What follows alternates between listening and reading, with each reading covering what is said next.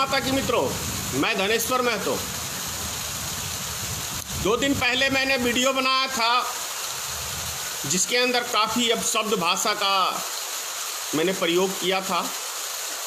साथ ही मैंने वीडियो में कह दिया था कि ये भाषा मजबूरी में मुझे बोलना पड़ रहा है। बहुत सारे लोगों को याद नहीं होगा और उन बच्चों को याद नहीं होगा जो 7 साल पहले 12-13 साल की उम्र के होंगे या 10 साल की उम्र के होंगे, कि आखिर नरेंद्र मोदी ने या उनके जो भी टीम में है भारतीय जनता पार्टी के, उन्होंने कितने वादे किए थे। कई वीडियो हम लोग ने मोदी जी का या उनके नेताओं का हमने देश की जनता के आगे रखा है। आज मैं आपको रविशंकर प्रसाद ने जिस तरीके से डीजल पेट्रोल के ऊपर उस टाइम के अंदर क्या कहा था, ये मैं आपको सबूत दे रहा हूं। बहुत सारे बच्चों को यकीन नहीं होगा कि क्या ये वही रविशंकर प्रसाद है जो अभी 3 दिन पहले हाथ खड़े कर दिए थे डीजल पेट्रोल के ऊपर। एक बार रविशंकर जी का जरा बयान देख लीजिए।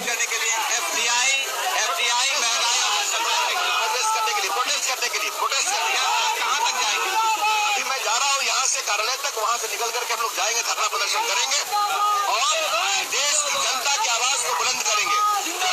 पूरे महंगाई बंद को इतना समर्थन मिल रहा है।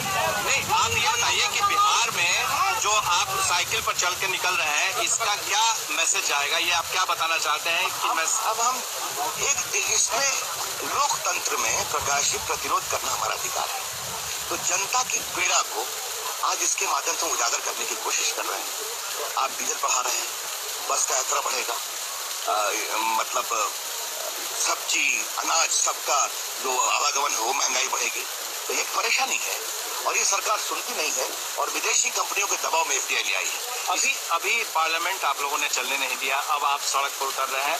क्या ये लगता है कि इसका असर यूपीए सरकार पर होगा? हमारा नारा है संसद से सड़क तक, इसलिए मैं आपके साथ सड़क पर हूँ। भारत बंद जो देश में अभूतपूर्व समर्थन मिल रहा है। जहाँ तक यूपीए सरकार का सवाल है, यूपीए सरकार इतनी उदासीन है, इतनी अहंकार में है कि वो जनता की सुनती नहीं। तो जब जनता को वक्त मिलेगा तो वो उनको खुद सुनाएगी। लेकिन संसद चलने नहीं दे रहे हैं और सड़क पर आप निकल पड़े हैं। जेडीयू आपके साथ है, बावजूद इसके मुख्यमंत्री नीतीश कुमार कल कह रहे हैं कि 40 सीटें की बात होगी। 40 सुन लीजिए रविशंकर का बयान। विशेष राज्य का दर्जा देगा उसको समर्थन करेंगे। 40 सीट, जबकि 40 में दोनों आप लोग। पहली बात बता दूं, इस संसद चलने इसलिए नहीं दी कि सरकार खाली बहस जाती उत्तरदायित्व से भागती है। सभी पार्टियों ने कांग्रेस को छोड़कर कहा कि 142 कोल ब्लॉक को आप कैंसिल करिए, जिसमें एक से कांग्रेस और यूपीए के नामी गिरानी परिवार के लोगों को मिला है। आपने कोई कार्रवाई नहीं की। अभी जेपीसी में आपने देखा कि चिदम्बरम और मनमोहन सिंह को आने तक नहीं दिया गया, हम लोग के आग्रह के बावजूद उनको छोड़ना पड़ा। तो ये सरकार सिर्फ बहस चाहती है, कार्रवाई से भागती है। आप ही जानते हैं कोयला मंत्री मनमोहन सिंह खुद थे। तो इसलिए हम संघर्ष करने के लिए आए कि ये सरकार ईमानदारी से भ्रष्टाचार के खिलाफ कार्रवाई नहीं करती है। नीतीश जी को मैं जानता हूँ, 40 साल से जानता हूँ। जेपी मूवमेंट में हम लोग लड़े हैं, जेल साथ गए हैं। वो गैर कांग्रेसी प्रतिबद्धता उनकी प्रामाणिक है, ये आपको मैं बताना चाहता हूँ। बिहार को विशेष राज्य का दर्जा मिलना चाहिए, लेकिन इसके लिए वो इस लकवाग्रस्त कांग्रेस सरकार को बचाने की कोशिश करेंगे। ये आधार क्या है आपका? अभी 2 दिन पहले उन्होंने ममता जी को बधाई दिया अपना समर्थन वापस लेने के लिए, क्योंकि ये सरकार अपने भ्रष्टाचार से बचने के लिए कोल गेट से FDI का गेट खोली है और जनता परेशान है, इसलिए मैं सड़कों पर। रविशंकर जी, मेरा सवाल, आपने देखा रविशंकर प्रसाद कह रहे हैं कि कांग्रेस पार्टी लकवाग्रस्त पार्टी है। शब्द याद कर लो भक्तों, तुम्हारे क्या कहूं अब शब्द कहता हूं तो मुझे खुद शर्म आता है कि तुम्हारी कैटेगरी में मुझे उतरना पड़ रहा है। लकवा। और क्या कहा रविशंकर प्रसाद ने, सुने? बिहार को विशेष राज्य का दर्जा देना चाहिए। आज क्या रविशंकर प्रसाद के मुख में कैंसर हो गया है? यदि ऐसी भाषा प्रयोग करूं तो मैं समझता हूं कोई गलत नहीं कह रहा हूं। क्योंकि वो लकवाग्रस्त किसी को कह सकते हैं, तो मैं क्यों नहीं कह सकता हूं कि क्या आज बिहार को विशेष राज्य का दर्जा देने के लिए नरेंद्र मोदी के हाथ में लकवा धर लिया है या मुंह में लकवा धर लिया है, या रविशंकर प्रसाद के पैर हाथ में लकवा धर लिया है, जो क्यों नहीं बिहार को विशेष राज्य का दर्जा अभी तक मिलना चाहिए था। उसके बाद क्या कहा रविशंकर प्रसाद ने, हम सांसद नहीं चलने देंगे, सांसद से लेकर सड़क तक भारत बंद, भारत बंद। अंधभक्तों, मैं नहीं कहा, सुनाया हूं वीडियो, ये तुम्हारे गुरुदेव कह रहे हैं, कानून मंत्री कह रहे हैं, और आज दूसरे को कानून का पाठ पढ़ा रहे हैं। बहुत मिर्ची लगती है। वो बच्चे सुन लें जिसके ऊपर आप विश्वास कर रहे हैं, आप अपना भविष्य ढूंढ रहे हैं। ये कैसे कैसे फ्रॉड नेता हैं भारत के, भारतीय जनता पार्टी के। एक चीज और कह रहा हूं, मुसलमान की नफरत की बीमारी आप लोग में पैदा किया है ना इसने, तो क्या नरेंद्र मोदी ने कभी कलमा नहीं पढ़ा है? अगले वीडियो में मैं आपको दिखा दूंगा कि नरेंद्र मोदी कलमा भी पढ़ रहे हैं, नरेंद्र मोदी नमाज भी पढ़ रहे हैं, लेकिन वो बाहर जाके पढ़ रहे हैं। अपने देश में शर्म आता है, क्योंकि यहां जब पढ़ेंगे तो इनको हिंदू मुसलमान करके वोट कैसे मिलेगा? सालों में कोई काबिलियत तो है नहीं किसी नेता में जो अपनी काबिलियत पे मत मांग ले। है किसी भारतीय जनता पार्टी के किसी नेता के अंदर जो कह दे कि मैंने 5 साल इतना विकास का काम किया, आप मुझे इस विकास के नाम पे वोट दो? लेकिन ये मत मांगेंगे, राम मंदिर का घंटी बजाएंगे, राम मंदिर के नाम पे दे दो। भीख ही होता है ना वोट। नेता क्या मांगता है? भीख ही मांगता है ना। हर 5 साल बाद द्वारे द्वारे, दिल्ली में देखे गृह मंत्री घर घर पर्ची बांट रहा था। कभी किसी गरीब के घर पे गया ये गृह मंत्री? कभी नहीं गया होगा। चुनाव का समय आएगा तो कोई जाएगा दलित का पैर दबाने, कोई जाएगा उसके घर में बैठ के खाने। क्या नौटंकी की पार्टी चल रही है। और हमारे देश की जनता है कि नौटंकीबाज नेताओं से कुछ सबक ही नहीं सीखने को तैयार है कि अरे भैया ये मेरे घर में रोटी खाने आया है, रोटी खाने नहीं आया है, ये अपना भविष्य मांगने आया है, आपका भविष्य के लिए नहीं आया है। वो अपना भविष्य बनाने के लिए आपके घर पे आया है। नहीं तो 5 साल पहले भी आता ना, जब ये नहीं था कुछ। सिर्फ चुनाव के समय में ही क्यों आता है? समझना चाहिए जनता को। नहीं समझोगे किसी का कुछ नहीं लोगे, जो भुगतोगे स्वयं भुगतोगे।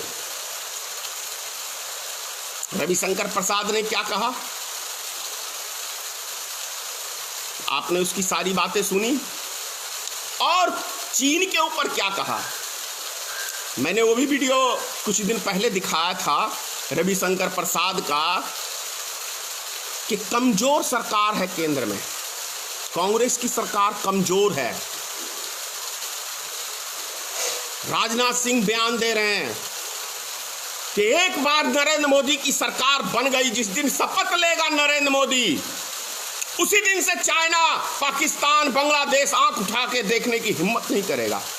लेकिन हकीकत तो कुछ और हो गया। नरेंद्र मोदी ने शपथ लिया, 10 किलोमीटर भारत की जमीन कब्जा कर ली। जानते हो क्यों की? मैं बता रहा हूं आपको।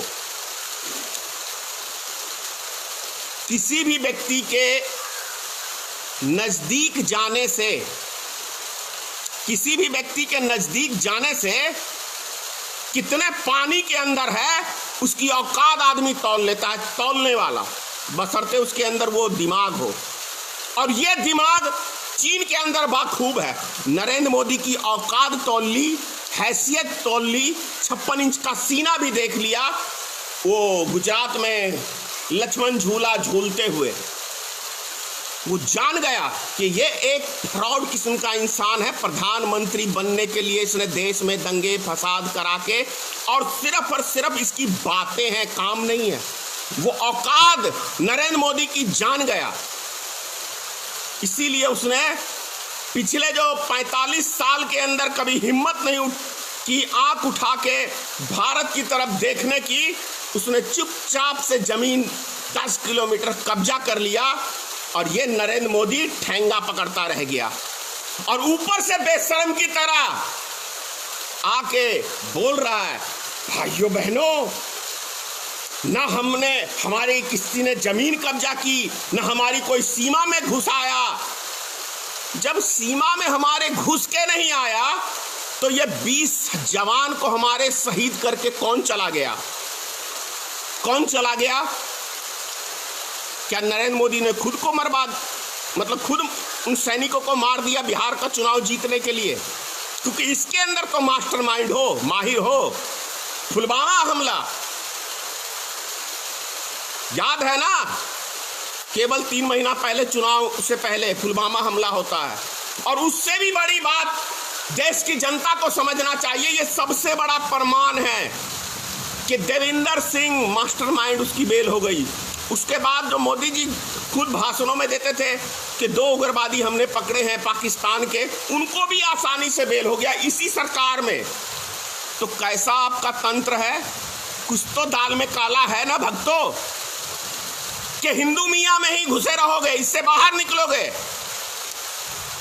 एक चीज कहता हूं कि 70 साल में कुछ हुआ हो न हुआ हो, लेकिन भारत की राजनीतिक में एक ऐसी चीज का जन्म हुआ है कि लोग भारत देश से प्रेम नहीं करते हैं, सिंगल व्यक्ति विशेष से प्रेम करते हैं। जैसे कि वो तालिबान होते थे ना, वो छोटे छोटे बच्चों को उनके दिमाग में नफरत भर के उनका दिमाग क्रैश कर देते थे, वैसे ही भारतीय जनता पार्टी ने और आरएसएस ने छोटे छोटे बच्चों का, हिंदू मियाँ का दिमाग में घुसा के उनको देश से कोई लेना देना नहीं है, बस उनके दिमाग में भर दिया गया है कि मोदी है तभी तक तुम सुरक्षित हो।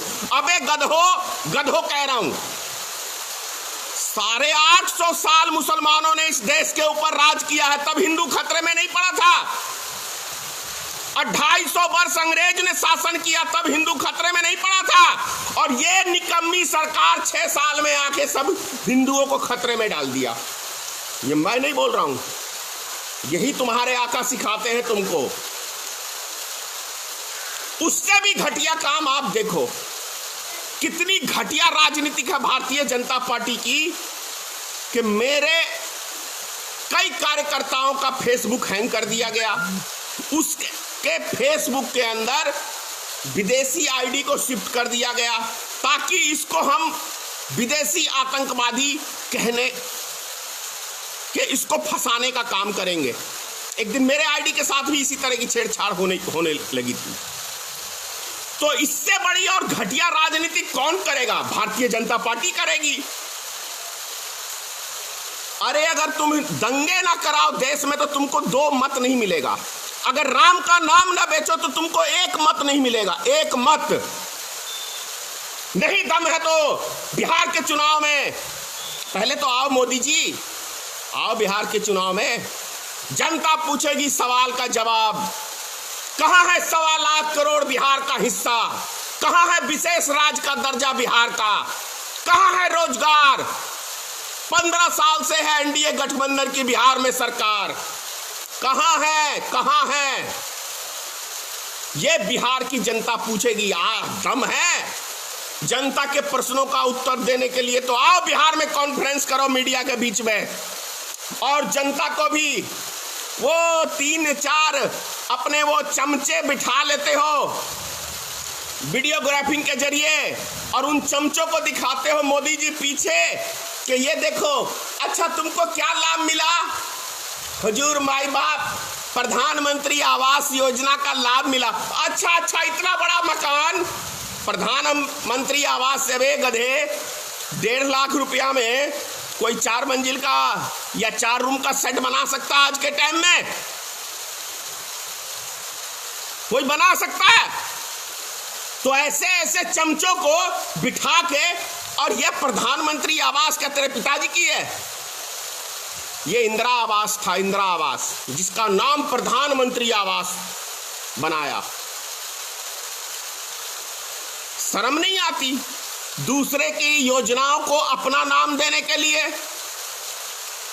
एक जनधन योजना ही था, है ना, नरेंद्र मोदी का, उस खाते में भी दबा के लूट होती है, पता है। सब्सिडी गैस का आधे आदमी के खातों में पैसा जाता ही नहीं। तो सोचो भारत में कितनी बड़ी लूट मची हुई है। एक टाइम था, राजीव गांधी ने कहा था कि केंद्र से 1 रुपया हम भेजते हैं तो गांव में जाते जाते 10 पैसा बचता है। लेकिन आज तो अब केंद्र की ही सरकार है, तभी तो सब्सिडी, पहले पूरा पैसा जमा कराते हो गैस सिलेंडर लेने जाने पे, उसके बाद तुम उसके खाते में सब्सिडी भेजते हो। क्यों भेजते हो भाई? जब पूरा पैसा जमा करा ही लिया तो क्यों भेजते हो? इसका मतलब कुछ गड़बड़ है ना। अब कौन 100-150 रुपए के लिए 4 दिन वहां पे जाके अपना काम काज छोड़ के उसके लाइन में कौन लगेगा? क्योंकि उससे ज्यादा का उसकी दिहाड़ी चली जाएगी, उसको अपने बाल बच्चे पोसने हैं, पालने हैं। तो ये सिस्टम चल रहा है इस देश के अंदर। यदि पहले था कांग्रेस के टाइम के अंदर कि सब्सिडी काट के पैसा लेता था सरकार, लेकिन नहीं, भारतीय जनता पार्टी की सरकार में आप पहले पूरा धन हमारे पास जमा करो, हमारा मन होगा तो आपके खाते में पैसा भेजेंगे, नहीं मन होगा तो नहीं भेजेंगे। उसके लिए हमारे जो चमचे हैं वो चमचे लूट के खाएंगे। याद है मोदी जी, एबीपी न्यूज पे एक महिला आई थी जिससे आपने प्रश्न पूछा था कि क्या आपकी आय दुगुना हो गई? तो उस महिला ने कहा था हाँ, हमारी आय दुगुनी हो गई। अगले दिन प्रसून वाजपेयी जी उस टाइम में थे एंकर एबीपी न्यूज के, उन्होंने भेज दिया एक पत्रकार को कि जाके उस महिला का इंटरव्यू लेके आइए, क्या सही में उसकी आय दुगुनी हुई? सुन लो अंधभक्त, सच्चाई थोड़ी सुनने की हिम्मत रखो। अगले दिन पत्रकार ने उस महिला से जाके इंटरव्यू लिया और पूछा क्या सही में आपकी आय दुगुनी हुई? तो उस महिला ने क्या कहा था, सुन लो। उस महिला ने कहा मेरी कोई आय दुगुनी नहीं हुई, वो कुछ सरकारी अफसर आए थे, उन्होंने मुझे चंद रुपया दिया था कि ये बात बोलना है, मैंने बोल दिया। फिर क्या था? ये सच्चाई दिखाने का परिणाम प्रसून वाजपेयी जी को मिला कि उनको अगले ही दिन एबीपी न्यूज से साइड कर दिया गया, पता है। तो सच कितना कड़वा लगता है मोदी सरकार को, सच सुनने का सामर्थ्य नहीं, चले हैं झूठ की ढोल पीटने। और वैसे भी ढोलकिये बहुत अच्छे हैं नरेंद्र मोदी, ढोल खूब पीटते हैं, दबादब, नाचने का भी बड़ा शौक है। इससे प्रधानमंत्री से अच्छा होता कि आप जाके फिल्मी एक्टर बड़े सूट करते हैं, आपको एक्टिंग करने का बहुत शौक है और भारत की जनता एक्टिंग पे बड़ी खुश भी होती है। प्रधानमंत्री की गरिमा गिराने के बजाय आप जाके यदि खलनायक का रोल लेते फिल्म के अंदर तो एक अमरीश पुरी के बाद आप ही का टॉप का खलनायक में नाम आता। अच्छा नहीं लगता है किसी प्रधानमंत्री के विषय में ऐसे शब्द बोलूं, लेकिन क्या करें, हमारे देश के प्रधानमंत्री को अपनी गरिमा ही नहीं पता, तभी तो जियो सिम का भी प्रचार करने चले जाते हैं। कभी सुना है किसी प्रधानमंत्री को किसी कंपनी का ऐड करते हुए? वो खूबी नरेंद्र मोदी के अंदर ही है, क्योंकि उसका यार मुकेश अंबानी। चलो जी जीत, जरा मैंने बहुत इलेक्शन जीतने के लिए आपको पर्याप्त धन दिया है, तो जरा मेरा एक जियो सिम का प्रचार कर दो। और सुनो अंधभक्तो, जियो सिम के बारे में भी सुन लो मेरे से। 1 साल तक जियो सिम ने फ्री में दिया था आपको डाटा। अब एक प्रश्न का उत्तर मेरा समझने की बात है, यदि दिमाग होगा तो समझोगे, दिमाग नहीं होगा तो मैं तो कहता हूं गोबर है तो समझोगे नहीं। लेकिन कुछ होंगे जो गोबर को निकाले भी हैं, इधर काफी व्यक्तियों ने अपने गोबर को निकाला है। अच्छी बात को समझना चाहिए।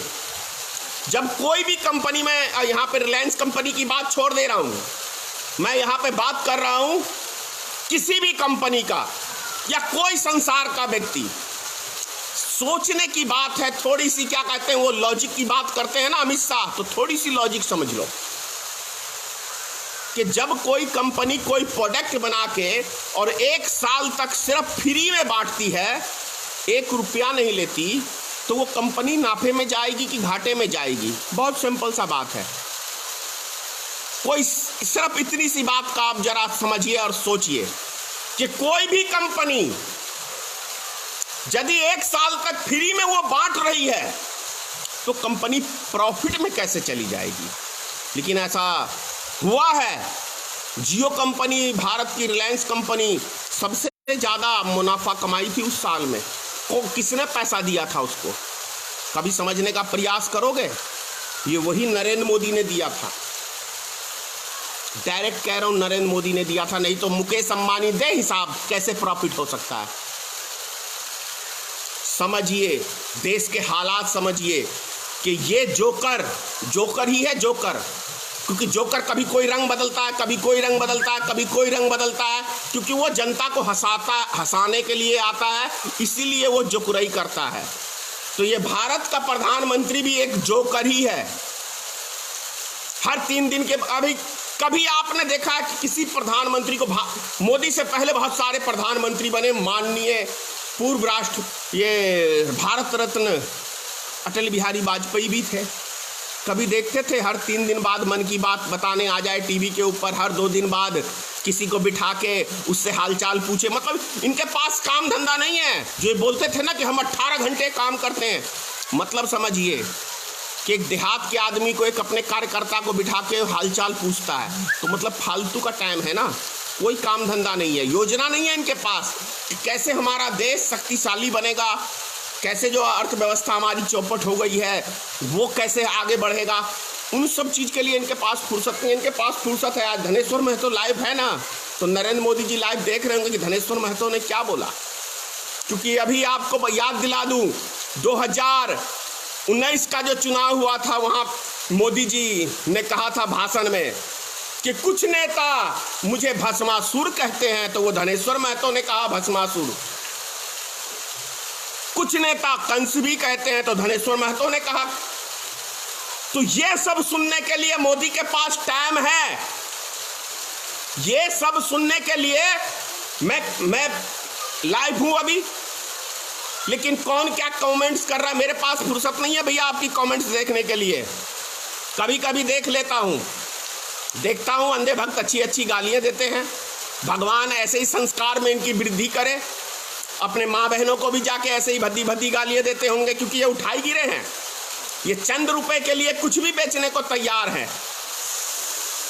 चंद रुपयों के लिए कुछ भी बेचने के लिए ये व्यक्ति सब तैयार हैं। अपना देश बेचेंगे, अपनी माँ बहन बेचेंगे, अपना ईमान बेचेंगे। ऐसे व्यक्ति हैं। मोदी सरकार में ऐसे व्यक्तियों का एक निर्माण किया गया है। सोचिए, कोई पार्टी अपने आप को दुनिया की सबसे बड़ी पार्टी कहलाती है और उसके आईटी सेल के लोग सिर्फ गाली देने के लिए उसको रखा गया है। कोई विपक्षी हो, कोई हमारे विषय में वो, तो उसकी माँ बहन करो, 500-700 आदमी लग के डेली फेसबुक के ऊपर, नेट के ऊपर। क्या कौन सा संस्कार है? कांग्रेस ने भी 56 साल राज चलाया, वाजपेयी जी ने भी 6 साल राज चलाया। कहाँ हमने देखा किसी विपक्षी नेता को गाली गलौज करते हुए उनके कार्यकर्ता? ये संस्कार भारतीय जनता पार्टी की आज की वर्तमान सरकार में ही आया है। अभी रविशंकर प्रसाद का आपने बयान देखा। विपक्ष का काम है विरोध करना, और वो हम कर रहे हैं। तो क्या हम विरोध कर रहे हैं और भारतीय जनता पार्टी की कमियों को हम जनता के बीच रख रहे हैं, तो हम क्या देशद्रोही हो गए? हम क्या पाकिस्तानी हो गए? तो यदि हम देशद्रोही हुए और पाकिस्तानी हुए, तो हमसे पहले सबसे बड़े चीन के दलाल नरेंद्र मोदी हो गए, क्योंकि 10 किलोमीटर बिना युद्ध के जमीन दे, 10 किलोमीटर और 20 सैनिकों को हमारे शहादत करवा दिया नरेंद्र मोदी ने। इसका मौत का जिम्मेदार सिंगल व्यक्ति नरेंद्र मोदी प्रधानमंत्री है। जय हिंद मित्रों, सीताराम, जय माता की, जय माँ भगवती, जय माँ दुर्गे। माँ भगवती हमारे देश के नागरिकों पे कृपा बनाए रखना। जय माता की, जय हिंद।